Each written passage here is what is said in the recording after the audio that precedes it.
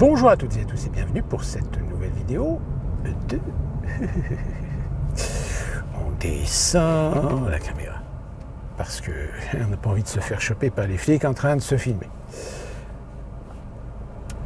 Alors, sujet très sensible amené par une comédienne, actrice, Muriel Robin. Muriel Robin qui... si vous ne la connaissez pas, a été découverte dans les années 80 dans l'émission La Classe, présentée par Fabrice, pour ceux qui s'en souviennent, et qui a été propulsée grâce à cette émission au même titre que d'autres artistes tels que Bigard, Palmade,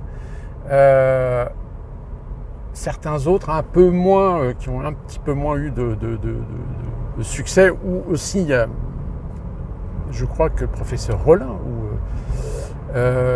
François Rollin, je crois, a aussi débuté dans La Classe. Mais bon, voilà, on connaît la carrière de Muriel Robin, ascension fulgurante, meilleure amie de Pierre Palmade. Et puis, dans les années 90, il y a un moment donné où la roue tourne. C'est-à-dire qu'il y a certains artistes qui arrivent à se maintenir, je dirais, sur scène, comme ce fut le cas pour Bigard, même si Bigard, il a eu des hauts et des bas. Palmade, c'est pareil. Palmade, il a essayé un petit peu de se diversifier, mais entre son spectacle en one-man show et ceux avec Michel Larocque, il y a un moment donné où je dirais le champ, le secteur dans lequel il a œuvré, ça a commencé un petit peu à changer, et puis il y a une relève derrière qui est arrivée. Muriel Robin s'est alors à un moment donné orientée vers le théâtre, vers le cinéma, vers la télévision. Alors le cinéma, je vais être très honnête avec vous, le seul film dont je me souviens dans lequel elle a joué, qui est évidemment Les Visiteurs, le 2 je crois, puisqu'elle remplaçait, comment elle s'appelle déjà ? En plus de ça, je l'ai connue, je l'ai rencontrée plusieurs fois parce qu'elle est normande. Mince, de Dieu. Non, ça ne veut pas venir. Mais on ne peut pas dire qu'elle a eu une carrière grandissante dans le cinéma. D'où la raison pour laquelle, ça y est, non, mais il y a des moments, c'est Valérie Lemercier. Voilà, Valérie Lemercier.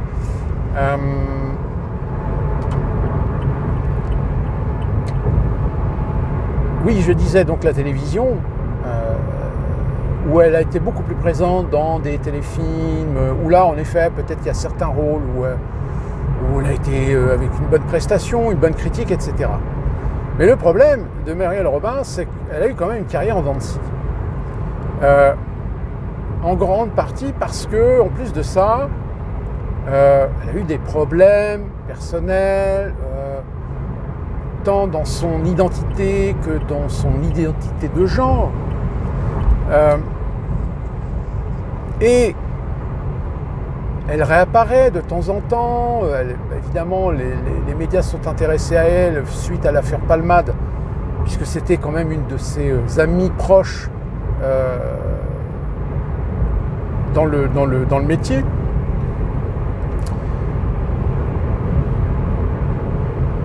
Et il y a cette apparition donc dans l'émission de Léa Salamé récemment, où tout d'un coup elle s'est mise à dire que si on ne lui proposait pas de rôle dans le cinéma, c'est parce qu'elle est gay.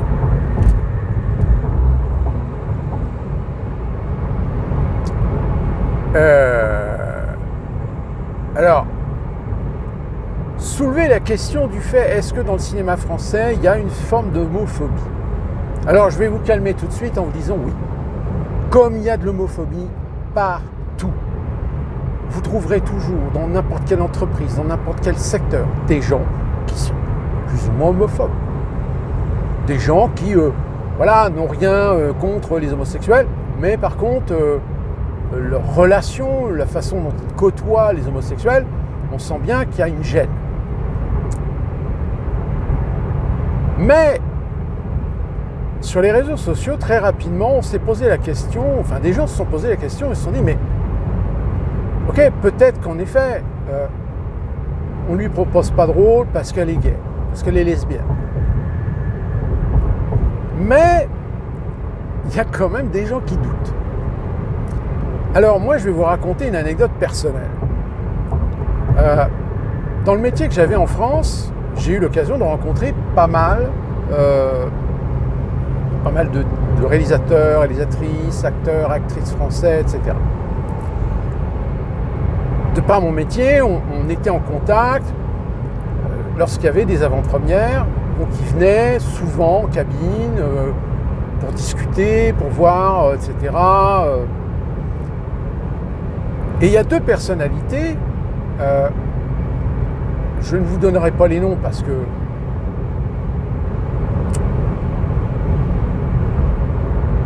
je ne me souviens plus de leur nom. Mais il y en a une qui avait joué dans Les Visiteurs, qui jouait la... c'est pas Isabelle Nanty, non, Isabelle Nanty c'était dans le premier, mais qui faisait partie du Collaro Show là, comment elle s'appelait déjà, Nadeau. Son mari d'ailleurs, qui était aussi dans le Collaro Show, qui est décédé il y a quelques années maintenant. Donc enfin bref. C'est Claire Nadeau, je crois, peut-être, je ne sais plus. Et très sympathique, discutée, déconnante d'ailleurs. Et je sais plus pourquoi à un moment donné on est arrivé sur le sujet. Dans le métier, c'est vrai que nous on en a croisé certains, qui sont très antipathiques, pas très sympathiques, pas très abordables. Alors je comprends que des fois les acteurs, les actrices, etc. peuvent être dans des mauvais jours, ils n'ont pas envie, mais putain, quand tu fais de la promotion, même si tu es contraint par contrat, tu joues le jeu, quoi. Il faut jouer le jeu. Mais elle, bon, pas de problème. Et en discutant, oui, vous avez tourné, machin, et vous aviez tourné dans Les Visiteurs, le 2. Elle dit oui, n'en parlez pas, c'était un cauchemar. Ah, oh, d'accord. Surtout, et là elle se lâche, surtout Muriel Robin, qui est un peu casse-couille, genre caractériel, etc. Alors nous, on avait entendu des sons de cloche sur ce qui s'était passé sur le tournage, et en effet, il y avait des gens, dont Muriel Robin, qui était pas chiante, mais un peu lunatique. Vous voyez, c'est-à-dire qu'au demeurant, dans le métier, la réputation de Muriel Robin, c'est que c'est quelqu'un de sympathique, mais qui a des idées très arrêtées.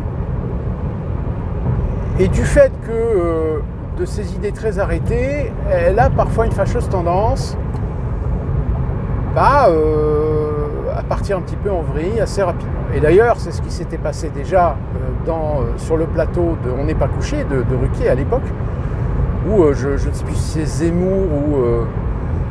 je ne pense pas que ça soit Zemmour, je pense que c'était quelqu'un d'autre, c'était un autre invité qui l'avait énervé sur un sujet, et elle est partie en disant oui, si vous tenez ces propos, moi je quitte le plateau. Et elle a quitté le plateau. Donc, le problème de Muriel Robin aujourd'hui, c'est qu'il y a plein de gens qui doutent de sa sincérité, qui doutent du fait qu'elle se réfugie, elle se victimise derrière le fait de sa préférence sexuelle, pour dire, ouais, dans le cinéma français, il y a de l'homophobie, c'est pour ça que personne m'offre des rôles. Alors que peut-être, en réalité, je dis bien peut-être, je n'accuse personne, je ne fais pas de procès d'intention, mais il y a peut-être aussi le fait que Muriel Robin c'est quelqu'un qui est difficile à gérer, qui n'a pas forcément tous les atouts pour pouvoir interpréter n'importe quel type de rôle. Alors peut-être qu'elle a les atouts pour interpréter des rôles dramatiques ou trucs comme ça. Moi, le peu de fois que je l'ai vu dans des téléfilms, surtout des téléfilms, ça ne cassait pas des briques. Hein. Donc le problème que soulève finalement l'intervention de Muriel Robin, bah c'est ce dont on condamne de plus en plus aujourd'hui. C'est ces gens qui, parce qu'ils appartiennent à une communauté, mais parce que on leur refuse un avantage, un intérêt, un accès, ils ne se remettent pas en question du fait que si on leur refuse, c'est peut-être parce qu'ils n'ont pas les talents, ils n'ont pas les acquis, ils n'ont pas les expériences. Mais non, c'est à cause de leur couleur de peau, c'est à cause de leur origine, c'est à cause de leurs orientations sexuelles, de leurs mœurs sexuelles. Donc encore une fois, on revient toujours sur le même sujet. C'est le fait que malheureusement, prendre de la hauteur pour se dire si je n'ai pas de rôle, si on ne m'offre pas de rôle, c'est que peut-être il y a autre chose et que c'est pas parce que je suis homosexuel. D'autant plus que dans le cinéma français, excusez-moi du peu, mais je pense que c'est un milieu que j'ai côtoyé, où l'homosexualité, ça fait depuis longtemps que on n'en a rien à foutre. Chacun fait ce qu'il veut avec son cul. Nous, ce qu'on cherche, c'est le talent. Et d'ailleurs, je pense qu'aujourd'hui, parmi les stars du cinéma français, il y en a certaines qui sont lesbiennes ou qui sont gays et que ça ne pose pas de problème à partir du moment où ils ont, comme je vous le dis, du talent. À partir du moment où ils ont su marquer les esprits, ils ont su marquer le public dans des films, dans des rôles, etc. Mais malheureusement, c'est pas le cas de tout le monde. Regardez, je vous donne l'exemple de quelqu'un pareil que je connais, enfin que j'ai connu parce que je le croisais assez souvent quand il venait à Grand-Queville, parce que sa mère habite à Grand-Queville, c'est Franck Dubosc. Regardez Franck Dubosc. C'est un mec tout à fait qui est resté très simple, qui est resté abordable, qui est déconnant, qui est très agréable à discuter. Mais il s'est aventuré, il s'est essayé à des rôles dramatiques. Mais ça passe pas.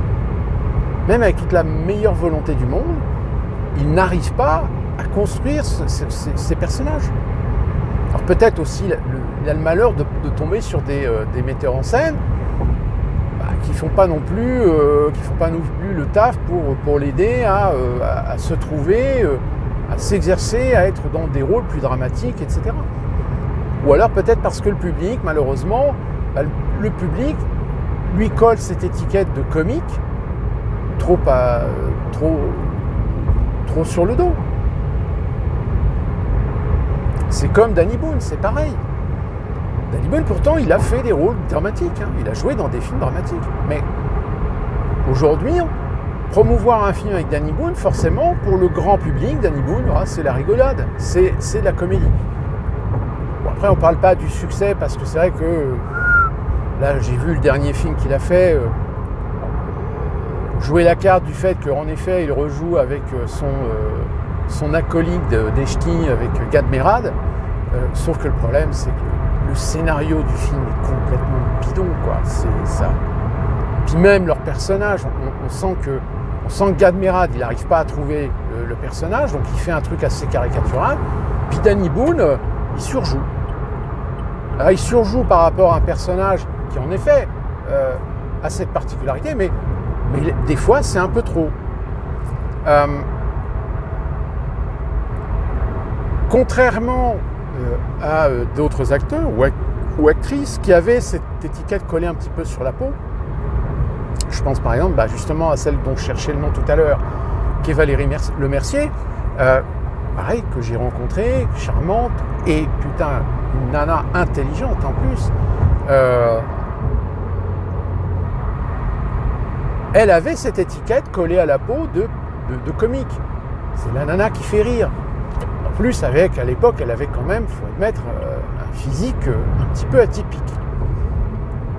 Bon, c'est vrai qu'en vieillissant, elle est quand même beaucoup plus belle. Mais bon, certains me diront, oui, surtout avec la chirurgie esthétique. Aussi. Mais elle a réussi, même dans ses films, à faire même des comédies dramatiques, où elle tenait très bien, où elle jouait très bien son rôle. C'est-à-dire savoir en faire un petit peu, mais pas trop. C'est comme Michel Blanc, c'est pareil. Michel Blanc, dans les années 80 ou 90, je crois, tout d'un coup, il a changé d'un registre, mais alors de façon très radicale. D'ailleurs, j'avais vu le film à l'époque, c'était Monsieur Hir, qui cassait complètement son image d'acteur, de comédie, qu'il a enchaîné les unes après les autres dans les années 80, et qui malheureusement lui collait un petit peu à la peau, jusqu'au jour où il a joué ce rôle de Monsieur Hir, où même il a rasé sa moustache à l'époque, où là il a su démontrer qu'il était capable de jouer, et superbement, des rôles dramatiques. Alors, voilà, c'est un peu le problème. Alors, le problème en plus, c'est que vous avez aujourd'hui un système qui starise, je ne sais pas si on utilise le mot, tout du moins qui met en avant des gens parce qu'ils ont fait un bon film, parce qu'ils ont tenu des personnages, etc. Et on les trouve bankable. Sauf que bankable, ça ne veut pas dire qu'il faut leur concéder tout et n'importe quoi, et leur faire tout et n'importe quoi. Je peux vous donner l'exemple, par exemple, de Ramsey, du fameux duo. Ramsey s'est tenté à des rôles dramatiques, mais ce n'était pas des premiers rôles. En revanche, il avait réalisé un film dont je ne me souviens plus du titre, qui était un film un peu... D'ailleurs, j'avais l'impression qu'en fait, il avait été très influencé par Quentin Dupieux, quand il avait tourné avec justement son acolyte Steck. Et j'ai eu l'occasion de voir le film tout à fait par hasard. Vous savez, moi en général, j'aime bien regarder un peu tout et n'importe quoi, parce que justement, ça permet de forger un petit peu la diversité cinématographique. Et bien finalement, j'étais étonné. Alors, le film n'est pas formidable, hein, mais il y a de la technique. Il y a du jeu, il y a de la mise en scène, etc. Et je me suis dit, au moins, il a appris, quoi. Et du fait de ce film, c'est là qu'on a commencé à lui proposer, alors peut-être pas des premiers rôles, mais des seconds rôles dans des films dramatiques, où il s'en est sorti plutôt bien. Mais voilà, après, c'est une carrière. Vous construisez une carrière cinématographique, théâtrale, télévisuelle, où des fois, vous essayez de sortir de vos facilités, de vos aisances, de votre confort, pour essayer de faire autre chose et proposer autre chose aux spectateurs, à vos fans. Il y a des fois ça marche, il y a des fois ça marche pas. Je viens de repenser un autre exemple, parfait exemple, regardez Coluche. Coluche a fait pas mal de films, des comédies, jusqu'au jour où Claude Berry lui a proposé le rôle de sa vie, qui était celui de Chao Pantin. Et à l'époque, quand Chao Pantin, moi je me souviens, à l'époque quand Chao Pantin est sorti, moi j'avais été le voir en salle, mais tout le monde était sur le cul. Tout le monde était sur le cul de voir Coluche ne plus être Coluche, mais d'être l'acteur Michel Colucci. Et là on s'est dit, ah ouais, quand même, le mec il a de la ressource, il a du coffre. Faut dire aussi que Coluche, il a quand même eu dans sa vie des choses qui lui ont permis justement de pouvoir puiser son personnage. Et j'ai envie de dire, Muriel Robin, elle aussi, elle a ses coups durs, elle a ses échecs qui auraient pu l'aider à forger, à construire ses rôles dramatiques. Sauf que malheureusement, ça n'a pas marqué en particulier. Donc pour revenir sur ce cas-là, alors peut-être que c'est sincère ce qu'elle dit, peut-être qu'elle le croit, qu'elle croit sincèrement que si on lui offre pas de rôle aujourd'hui dans le cinéma, c'est parce qu'elle est lesbienne. Mais je pense que je suis comme beaucoup de gens sur les réseaux sociaux, je n'y crois vraiment pas du tout. Je pense qu'à mon avis, elle essaie de se justifier, elle essaie de se victimiser pour essayer de relancer sa carrière, parce qu'en faisant ça, évidemment, ça fait parler, ça fait polémique. Et donc, au bout d'un moment, dans le cinéma français, il y a peut-être des gens qui disent « Bon, putain, on va peut-être essayer de lui proposer un truc, parce que sinon... Donc voilà, c'est pareil, hein, c'est de la stratégie.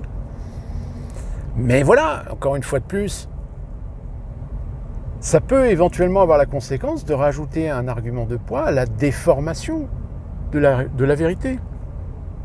Cette même déformation qui fait que pour la justice, il est toujours délicat, toujours difficile de traiter des affaires, de traiter des dossiers de gens qui portent plainte contre d'autres gens en les accusant d'avoir fait ceci ou cela, mais malheureusement, sans véritable preuve, sans avoir dans les enquêtes préliminaires des éléments qui puissent dire en effet il a eu des comportements avec d'autres gens pour faire la démonstration que soit peut-être la personne en effet dit la vérité, comme elle peut aussi affabuler pour une vengeance ou pour foutre le bordel, pour foutre la merde dans la vie de celui qu'elle accuse. Ou qui l'accuse. Attention, ne me faites pas dire ce que je n'ai pas dit, hein. Je ne dis pas qu'il n'y a que les femmes qui disent des mensonges, je ne sais pas mon propos. Je pense qu'à mon avis, on est tous d'accord sur le fait que malheureusement, il y a parfois certaines affaires, certains sujets qui sont délicats à traiter parce que il n'y a rien de tangible. C'est-à-dire qu'elle peut très bien, ou il peut très bien dire la vérité, comme il peut aussi, ou elle peut aussi dire un mensonge pour se farcir la tête et pour mettre... pour ennuyer, on va dire, les personnes. C'est ce que d'ailleurs on a assez souvent d'ailleurs à propos de certaines personnalités, etc. Et que finalement les affaires sont classées parce qu'il n'y a pas de preuves, quoi. C'est la parole de l'un contre la parole de l'autre. Sauf qu'on ne peut pas accuser et condamner quelqu'un sur juste une parole d'une personne. Parce que si un jour on se rend compte que finalement elle a menti, la justice elle a quand même sur les propos ou sur un mensonge condamné une autre personne. Et vous savez, condamner une autre personne, vous pouvez détruire leur vie. Hein, c'est à prendre en considération. Alors, c'est encore pire aujourd'hui avec les réseaux sociaux, où il suffit qu'un personnage public soit accusé par une personne et vas-y, je te fais monter la sauce dans les réseaux sociaux, etc. Hein, souvenez-vous, je vous ai parlé de l'affaire Kevin Spacey aux États-Unis. Kevin Spacey qui était soumis au mouvement MeToo, harcèlement et tout le tralala, et puis finalement la justice a tranché, elle a dit non, pour nous il n'y a pas... Il n'y a rien de suspicieux, il n'y a rien de tangible, il n'y a rien de prouvable que monsieur Kevin Spacey a en effet fait du harcèlement sexuel sur des personnes.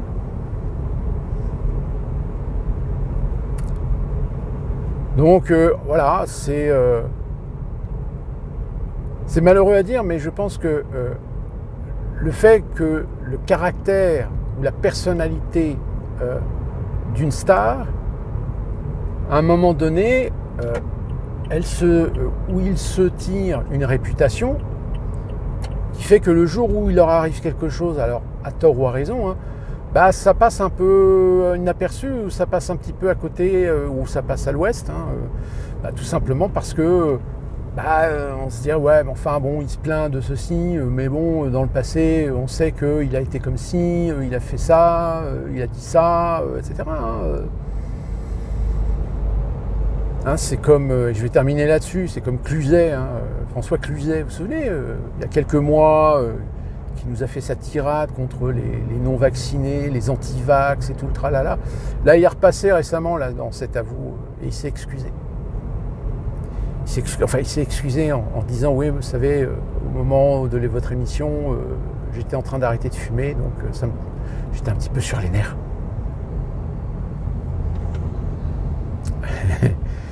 Donc quand tu arrêtes de fumer, comme tu es sur les nerfs, tu as le droit de traiter des gens, ou une partie de la population française, de tous les noms, de criminels, etc. N'est-il pas? Les dramas habituels du milieu des artistes. Sur ce, on se retrouve pour une prochaine vidéo. Portez-vous bien.